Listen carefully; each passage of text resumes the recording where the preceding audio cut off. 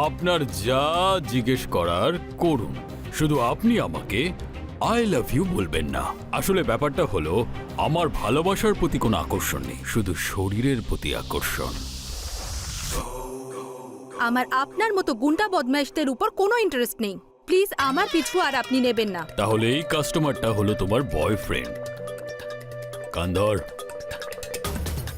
যদি ভালোবাসতে হয় তাহলে পুরুষকে বাসো, এরকম বাচ্চা ছেলেকে নয়।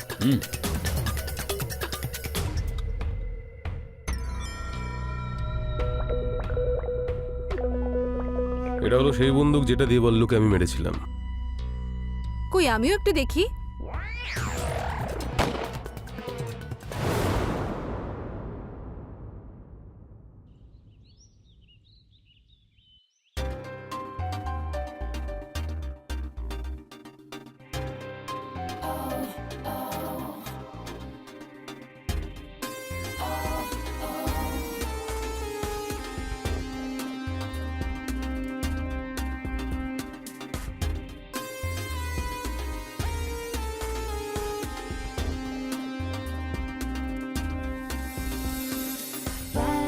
এটা তো খুবই টেস্টি হয়েছে। বল্লুর ফেভারিট এটা। তাড়াতাড়ি এসো বল্লু, আমার মতো এই হালুয়াও তোমার জন্য ওয়েট করে আছে। ব্রেকিং নিউজ, আমাদের রিপোর্টার এইমাত্র খবর পেয়েছে যে মাফিয়া ডন বলরাজ সিং ওরফে বল্লু দাদা শহরের বাহারি এলাকায় কোনো অজ্ঞাত ব্যক্তির দ্বারা গুলি করে হত্যা করা হয়েছে।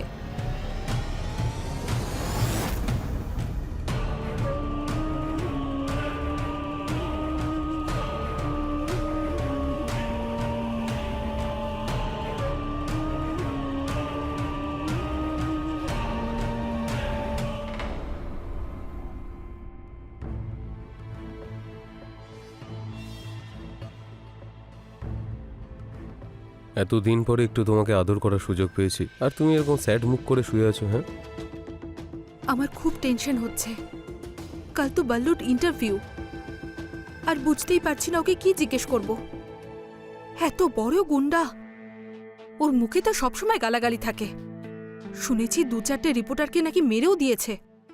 তুমি এত কেন ভয় পাও বলো তো? আমি তো আছি তোমার সঙ্গে, ডোন্ট ওয়ারি।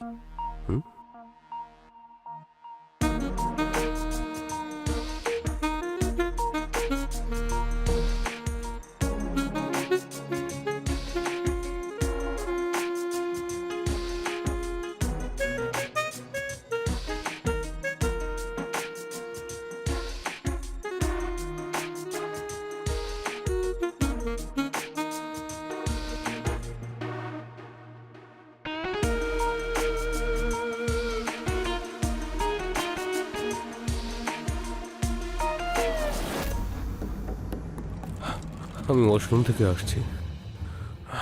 তোমার দ্বারা তো কিছুই হয় না। এতদিন পর একটা রোম্যান্স করার সুযোগ পেয়েছিলাম, আর আমার কাছে আসার একদম চেষ্টা করবে না তুমি। সকালে উঠে আমাকে ইন্টারভিউ নিতে যেতে হবে।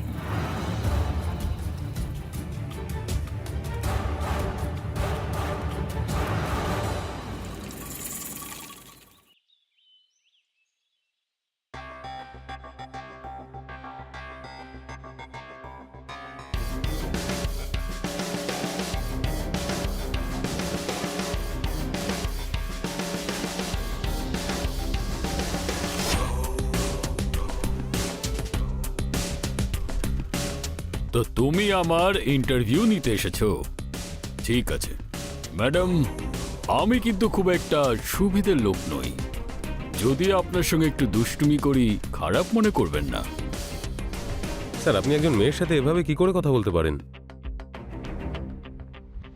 এতে তো আপনার ইমেজ আরো খারাপ হয়ে যাবে। ইন্টারভিউ কি তুমি নিচ্ছ নাকি এ? ইন্টারভিউ তো উনিই নেবেন, আমি তো ক্যামেরাম্যান। তাহলে ক্যামেরা চালানো ছেড়ে দিয়ে মুখ কেন চালাচ্ছ? পরের বার যদি মুখ খোলো তাহলে তোমার জিভ কেটে হাতে দিয়ে দেব।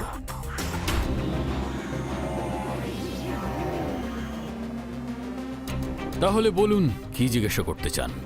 দেখুন, আপনি আগে এটা বলে দিন যে প্রশ্নগুলো আপনি পছন্দ করবেন না সেগুলো আমি জিজ্ঞেস করব না। আরে রে রে রে, আপনার যা ইচ্ছা জিজ্ঞেস করুন না, শুধু আপনি আমাকে আই লাভ ইউ বলবেন না। আসলে ব্যাপারটা হলো আমার ভালোবাসার প্রতি বিশ্বাস নেই, আমার শুধুমাত্র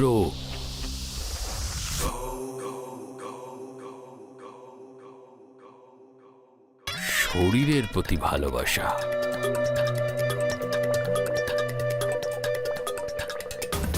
আর তোমার শরীর আমাকে অ্যাট্রাক্ট করছে।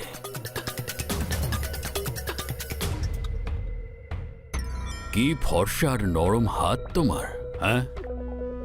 মনে হচ্ছে ভগবান তোমাকে খুব যত্ন করে বানিয়েছেন। তোমাকে খুব ভালো লেগেছে। চলো ইন্টারভিউটা স্টার্ট করি। হ্যাঁ, এ বাচ্চা, ক্যামেরা চালু কর। দেখুন, আপনি যদি এইভাবে কথা বলেন তাহলে তো আপনার নামে অপপ্রচার হবে। আমি তো আপনার ভালো দিকটাই তুলে ধরতে চেয়েছি। বলতে চেয়েছি যে গুন্ডাও একজন মানুষ হয়। আপনার এই কথাগুলো শুনে না আমার মনে ইচ্ছা যাচ্ছে তোমাকে চুমু খেয়ে তোমার পুরো রস বের করে দিই, তোমাকে জড়িয়ে ধরে নিজের মতো করে পুরো মজা নিই। কিন্তু তোমার কথাটাও ঠিক, কিন্তু আমি যেমনটা তেমনই দেখানো উচিত। আমি কোনো নেতা নই যে সবার সামনে ভালো হতে হবে। তুমি এটা দেখাতে চাইছো যে একটা গুন্ডাও আসলে একজন মানুষ হয়, কিন্তু আমার মতে মানুষ কেউই হয় না, সবকটাই আসলে জানোয়ার হয়। মনে হয় আপনার সঙ্গে সবাই খুব খারাপ ব্যবহারই করেছে। দেখো, ভালো মন্দ বলে কিছুই হয় না। এখন তুমি আমার সাথে কোনো খারাপ কাজ করনি, কিন্তু তুমিও একজন জানোয়ার। এখন আমি যদি বাঘের মতো পুরো পরিবেশ তৈরি করে তোমাকে ডাকি, তাহলে তুমিও নিজের লেজ নাড়াতে নাড়াতে আমার পিছনে আসবে। এসব কি বলছেন আপনি? মেয়েদের সঙ্গে কিভাবে কথা বলতে হয় জানেন না? ও মাই গড, আমাকে ছুঁয়ো না প্লিজ, আমি ওরকম ধরনের মেয়ে নই। এইসব নাটকগুলো এই জন্য না, যাতে তুমি তোমার ভেতরের জানোয়ারটাকে লুকোতে পারো। আমি হলাম সেই বাঘ যে তোমার ভেতরের বাঘিনীকে জাগিয়ে দেব। চলো পঙ্কজ, ইন্টারভিউ হয়ে গেছে। কত দূর পালাবে তুমি? আমি হলাম বাঘ, পিছু ছাড়বো না।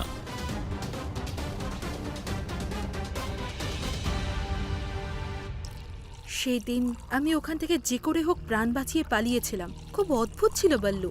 এরকম মানুষের সঙ্গে আজ পর্যন্ত আমার দেখা হয়নি।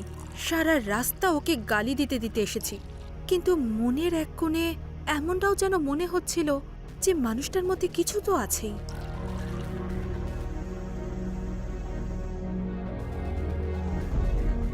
Thank you.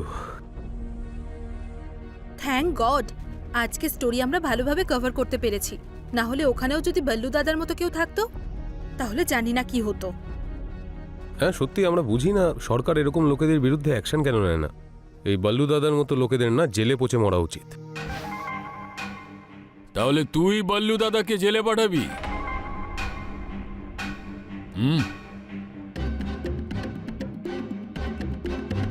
এটা খুব একটা ভালো কথা নয় ভাই। দেখ,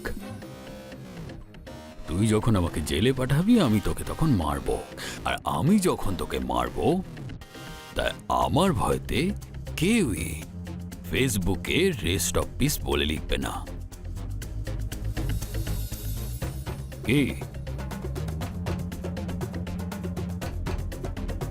আর আমি আমার প্রিয়তমার সঙ্গে কথা বলবো। দেখুন, আমি আপনার কোনো প্রিয়তমা নই। একটা কথা বলো, তুমি ভয় পাচ্ছ কেন? হ্যাঁ, আরে আমি কোনো জোর টোর করতে আসিনি। যদি আমি জোর জবস্তি করতে চাইতাম তাহলে অনেক আগেই করতাম। আমি তো তোমাকে বলতে এসেছি যে তোমার যৌবন অন্য কোনো ছেলের জন্য ওয়েস্ট করো না।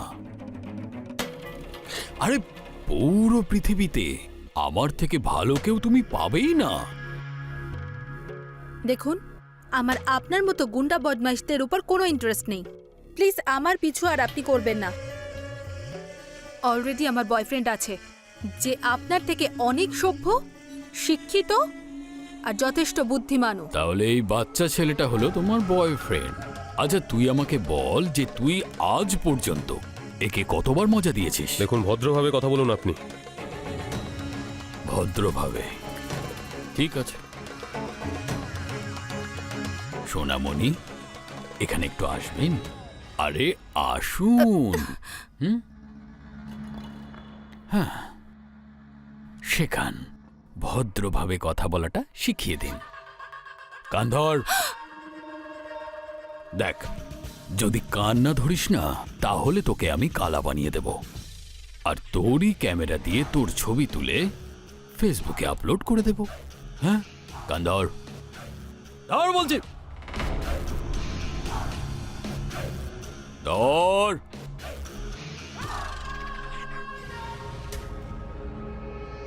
অসাধারণ। এবার তুই আমাকে বল যে কল্যাণী তোর কাছে তোর বোনের মতো। বল বল। দেখুন, আপনি এভাবে জোর করতে পারেন না। ও আমাকে কেন বোন বলবে? বলবে, এর দাদুও বলবে। তুমি মাঝখানে শোনা। বলবি তো? না হলে এই ঘোড়া দেখছিস তো, যদি আমি এটা টিপে ধরি তাহলে তোর কানের ভেতর দিয়ে তোর মাথা বেরিয়ে যাবে। বুম! আমি 3 পর্যন্ত গুনব। তার মধ্যে বলবি 1, 2। কল্যাণী আমার বোনের মতো হয়। এত তাড়াতাড়ি বলে দিলি? হ্যাঁ, চল। আমার সোনার সাথে আমার কিছু প্রাইভেট কথা আছে। বেরো এখান থেকে, বেরো ওখান থেকে।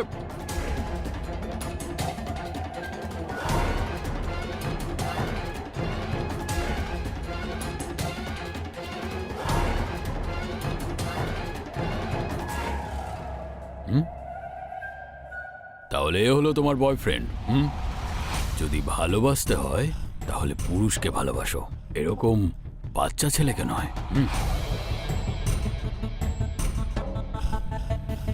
আমি বলেছিলাম না তোমাকে যে আমি হলাম বাঘ, আর যেদিন তোমার ভেতরের বাঘিনী জেগে উঠবে সেই দিন তুমি আমার কাছে এসো। আমি তোমাকে বলবো যে ছেলে আর মেয়ে রোম্যান্স কিভাবে করে।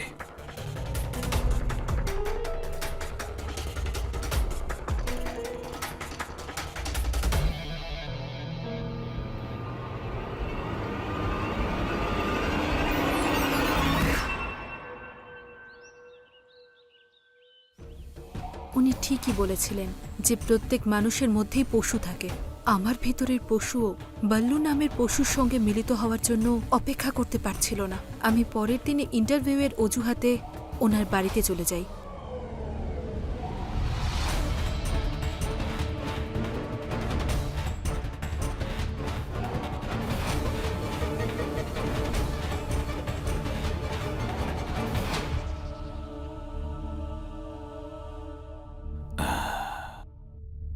আমি জানতাম যে তুমি নিশ্চয়ই আসবে। আমি এখানে শুধু আপনার ইন্টারভিউ নিতে এসেছি।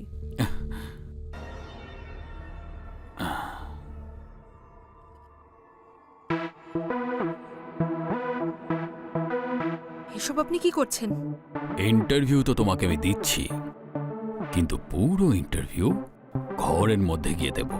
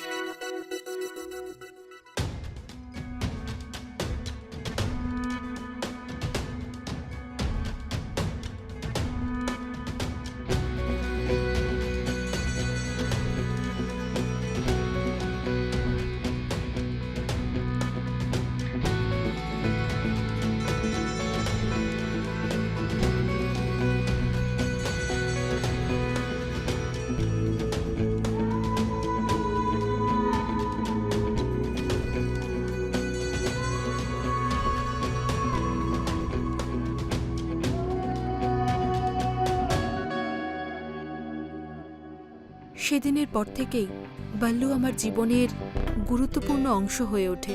আমার এটা মনে হতে থাকলো যে ওকে ছাড়া আমার জীবনটা অসম্পূর্ণ। তারপর যে কোনো সময় ও আমার বাড়িতে চলে আসতো। আমি ওর জন্য রান্না করতাম, ওর জন্য নতুন নতুন জামা কাপড় কিনতাম, যেগুলো পরেও খুব আনন্দ পেত। জামাটা ফিট হয়েছে? দারুণ ফিট হয়েছে। আমার সোনা, তুমি আমাকে হিরো বানিয়ে দিয়েছো। বানাবো আর কি, তুমি তো সত্যিই আমার হিরো। এইসব ছাড়ো, আমাকে নিচে নামাও আর এই গাজরের হালুয়াটা খেয়ে বলো।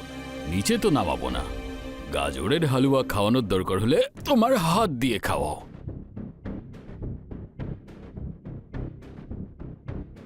দারুণ হয়েছে। গাজরের হালুয়া আর তুমি, এই দুটোই আমার খুব ফেভারিট। এখন এটা তো আমি টেস্ট করে নিয়েছি, এবার তোমার পালা।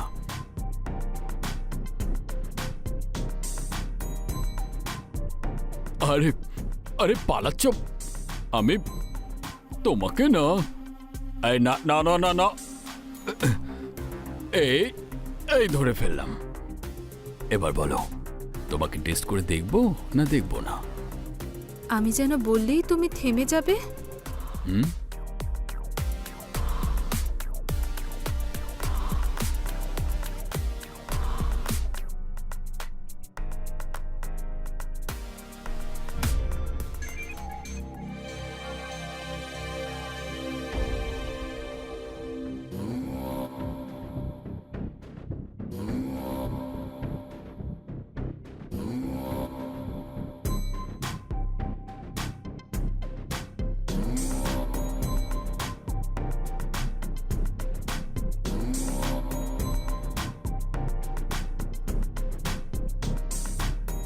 বাল্লুর সঙ্গে দেখা হলেই আমার মনে হতো এই বাল্লু যেন অন্য কেউ।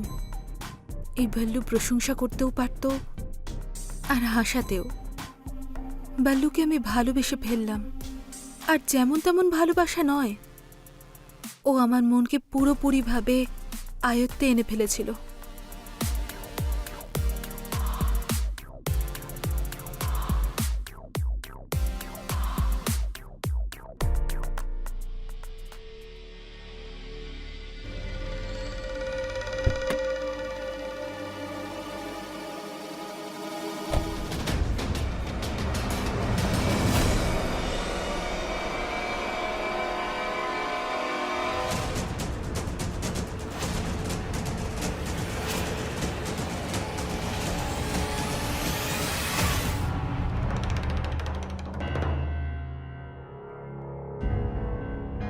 একটু আগে আমি বল্লুকে বাইরে বেরোতে দেখেছি।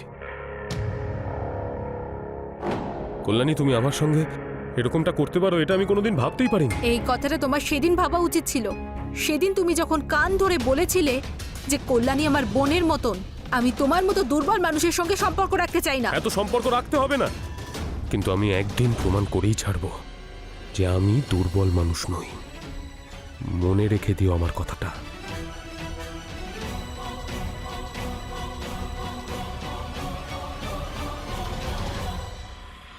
গত 3 দিন ধরে এতটাই ব্যস্ত ছিলাম যে বাল্লুর সঙ্গে দেখা করার সুযোগই পাচ্ছিলাম না।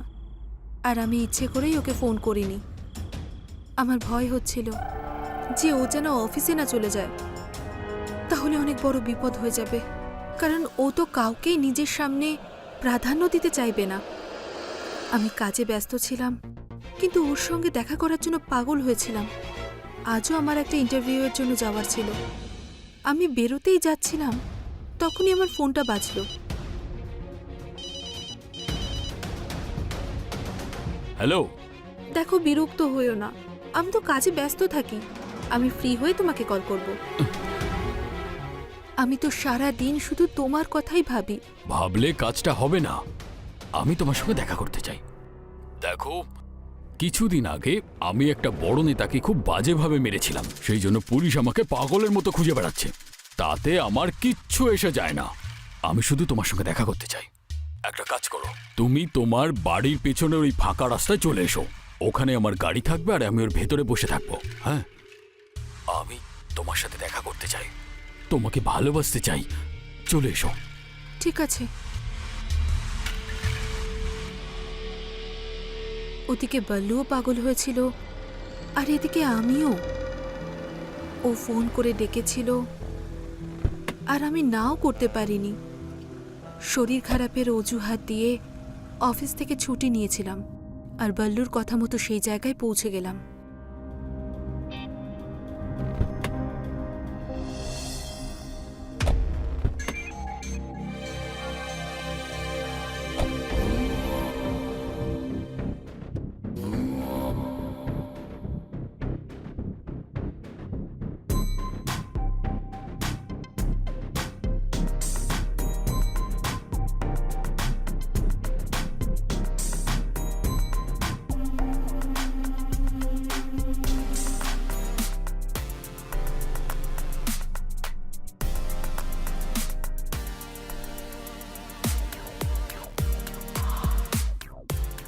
তোমার জীবনে তো সবসময় বিপদ। বিপদের মধ্যে ভালোবাসার মজাই আলাদা। এটাই আমাদের শেষ দেখা ছিল। তারপর থেকে ওর পুলিশের সঙ্গে শত্রুতা আরও বেড়ে গিয়েছিল। তারপর দীর্ঘদিন আমাদের দেখা হয়নি। তারপর হঠাৎই ও একদিন বলল যে ও কোর্ট থেকে বেল পেয়েছে।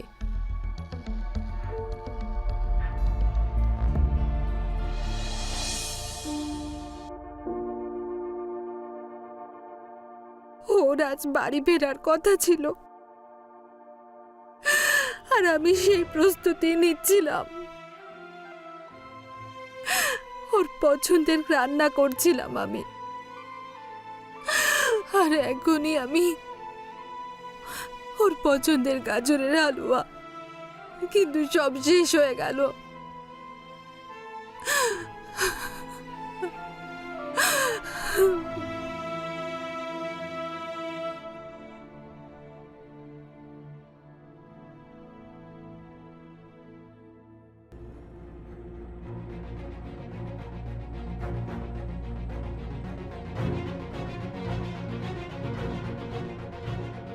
খবরটা নিশ্চয়ই পেয়ে গেছো তুমি, যে তোমার বল্লু দাদা আর বেঁচে নেই।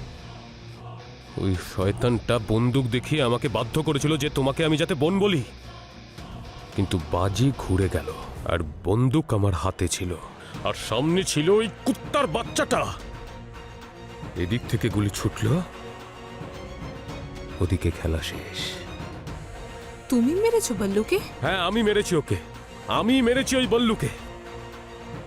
এক নিমেষের মধ্যে সমস্ত দাদাগিরি শেষ করে দিয়েছি ওর। আজকের পর কোনোদিন আমাকে দুর্বল বলবে না, বুঝেছো তুমি?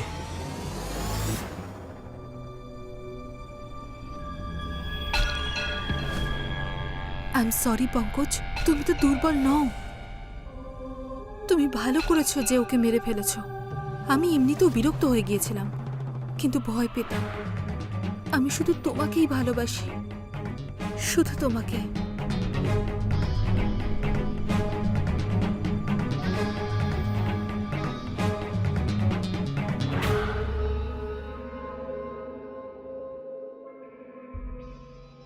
আচ্ছা ঠিক আছে, আমি তোমাকে ক্ষমা করলাম।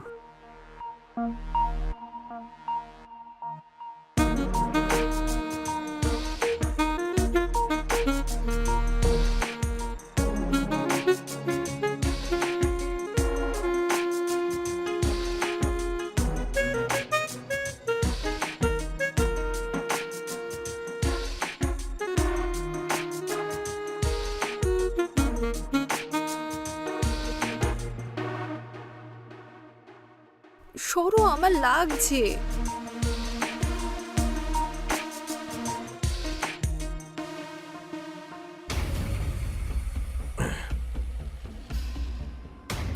এটা সেই বন্দুকটা যেটা দিয়ে বল্লুকে আমি মেরেছি।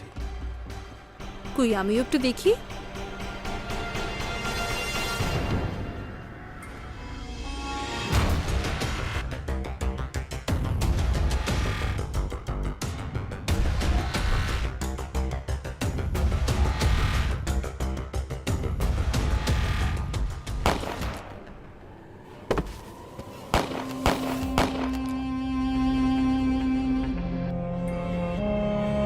যে আমার বল্লুকে মেরেছে তাকে আমি কি করে ছাড়তে পারি?